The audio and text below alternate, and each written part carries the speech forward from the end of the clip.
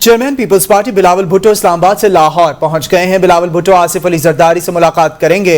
मुलाकात में हुकूमत साजी, सियासी इत्तेहाद पर गुफ्तगू होगी। नून लीग, MQM, PPP क़यादत से मुज़ाकरात में भी बातचीत होगी। आसिफ जरदारी बिलावल भुट्टो CEC इजलास के लिए कल इस्लामाबाद जाएंगे। Chairman Peoples Party Bilawal Bhutto Zardari Islamabad से लाहौर पहुंच गए हैं। इस हवाले से मजीद तफसीलात जानेंगे उमर दराज गोंदल से।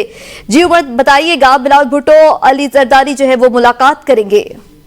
जी, बिलावल जरदारी इस्लामाबाद के अंदर मौजूद थे और आसिफ अली जरदारी ने उनको फौरी तौर पे लाहौर पहुंचने का कहा, जिसके बाद वो खुसूसी तैयारी के ऊपर लाहौर पहुंच गए हैं। पाकिस्तान पीपल्स पार्टी के जराये ने तस्दीक कर दी है।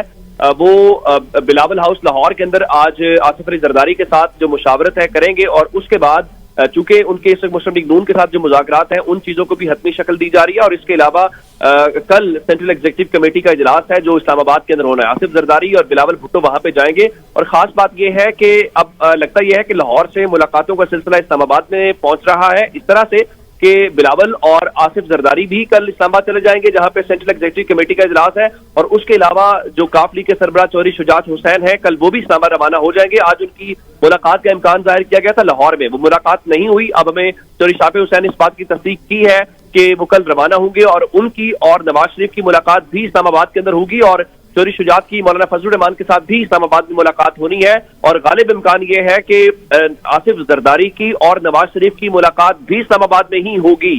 इसका मतलब यह है कि जो ये PDM की क़यादत है वो इस्लामाबाद कल तकरीबन पहुंच जाएगी और इस्लामाबाद में हुकूमत साजी के जो उमूर हैं उनको हतमी शक्ल दी जाएगी।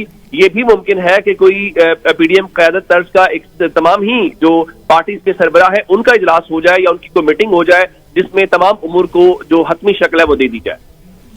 जी, बहुत शुक्रिया उमर दराज गोंदल।